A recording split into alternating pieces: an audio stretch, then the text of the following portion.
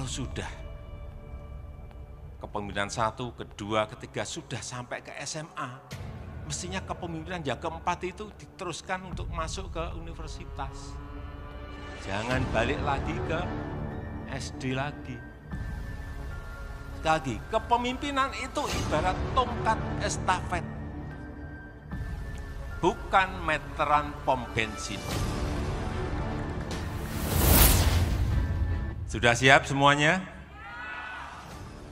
Pagi hari ini saya mau bagi-bagi, tapi bukan bagi-bagi sepeda, juga bukan bagi-bagi tiket Coldplay. Nanti ada yang bisik-bisik, Pak, tiketnya Pak.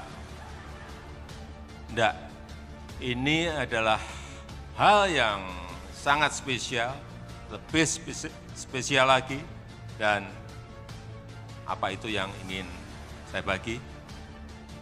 Saya ingin berbagi visi, berbagi mimpi besar, berbagi cita-cita besar bangsa ini.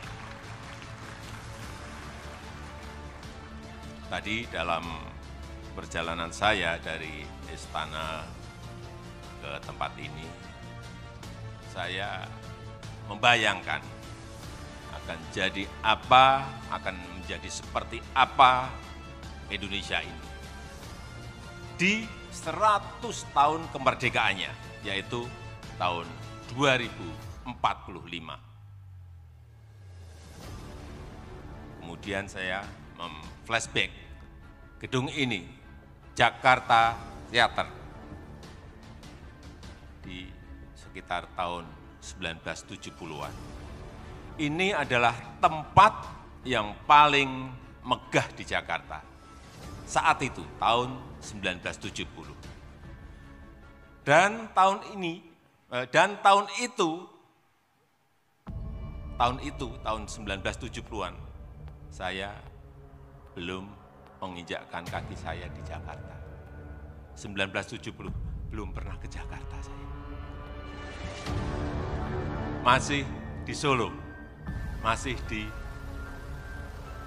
Bantaran Sungai, rumah saya. Habis kena gusur. Iya benar, tahun 1970. Dan masih deso banget. Tapi di tahun 2023 ini, saya berdiri di sini sebagai Presiden Republik Indonesia. Artinya apa? Dalam 50 tahun, perubahan signifikan itu sangat bisa terjadi. Jika kita berani, jika kita mau, dan jika kita punya nyali. Jika kita punya nyali. 2030-an, kita akan mengalami puncak bonus demografi. 68,3 total penduduk Indonesia berusia produktif. Yang ini terjadi hanya 1 kali dalam peradaban sebuah negara. Bonus demografi itu hanya terjadi 1 kali dalam peradaban sebuah negara. Ini bisa menjadi peluang, tapi ini juga bisa menjadi sebuah bencana kalau kita tidak bisa mengelolanya. Kita harus punya perencanaan taktis, bukan perencanaan, tapi perencanaan taktis. Visinya juga visi taktis.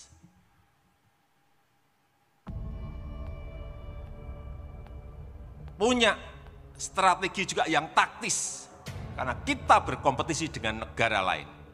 Punya strategi besar, tapi strategi taktis. Menurut saya ada 3 hal pokok penting yang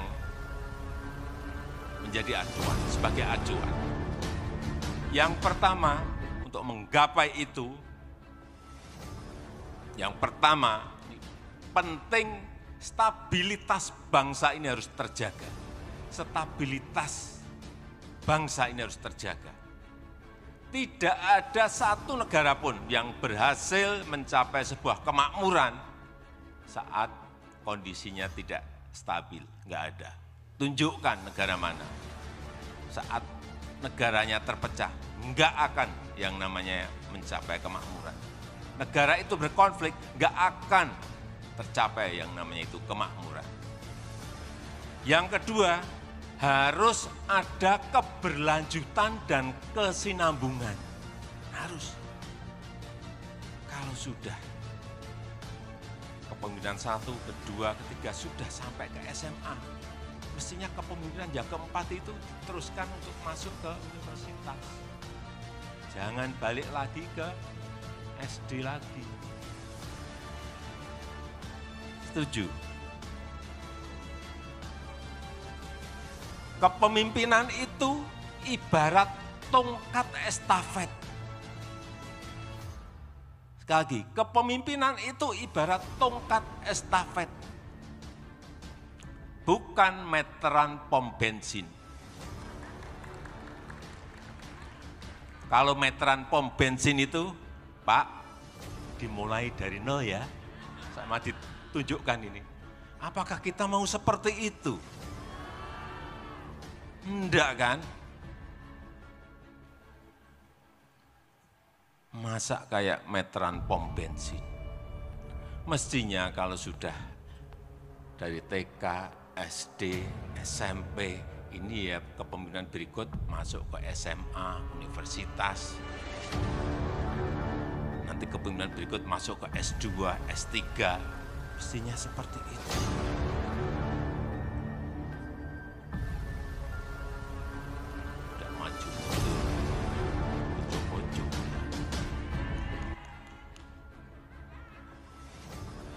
Dan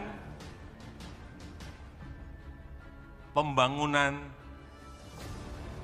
Indonesia sentris penting. Hilirisasi industri sangat penting. Inilah nanti yang akan melompatkan kita. Kalau hilirisasi ini berhasil, kita akan membangun misalnya urusan hilirisasi mineral, membangun ekosistem EV baterai. Bagaimana yang dulu kita ekspor hanya mentahan, nikel ekspor hanya mentahan, bisa jadi katot, bisa jadi prekursor, bisa jadi lithium baterai. Bagaimana mencapai ekosistem besarnya? Ini yang tidak mudah. Perlu kerja detail, perlu dicek terus di lapangan, itu pun bisa meleset. Apalagi tidak. Kemudian yang kedua IKN Nusantara, Ibu Kota Nusantara. Banyak yang bertanya ke saya, itu apa sih Pak?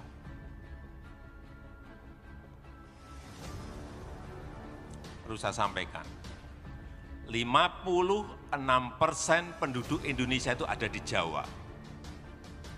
Dan yang terpadat itu di Jakarta. 56% penduduk kita ada di Jawa, berarti 149 juta dari 17.000 pulau, itu 149 juta itu ada di Pulau Jawa. Itu perlu pemerataan. GDP ekonomi kita 58% itu juga ada di Jawa. Yang 17.000 pulau yang lainnya diberi bagian apa?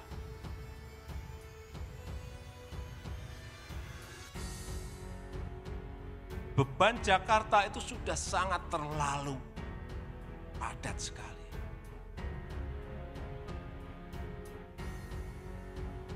Sebagai kota pendidikan, sebagai kota pariwisata, sebagai kota bisnis, sebagai kota ekonomi, sebagai kota pemerintahan. Macet semua kita sekarang. Di mana-mana.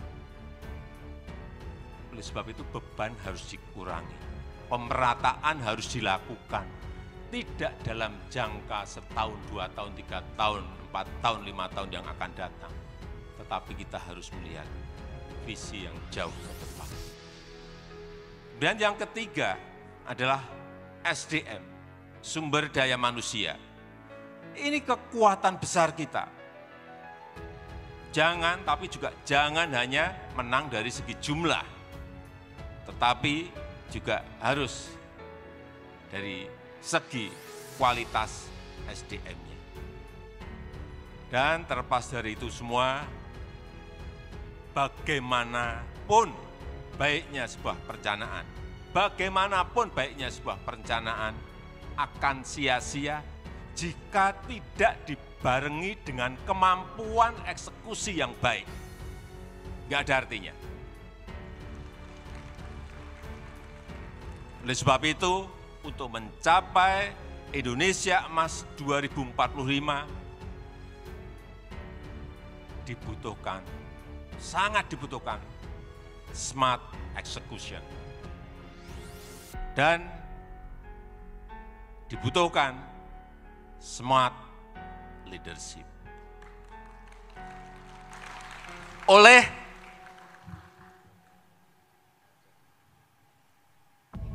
strong leadership yang berani dan pandai mencari solusi dan yang punya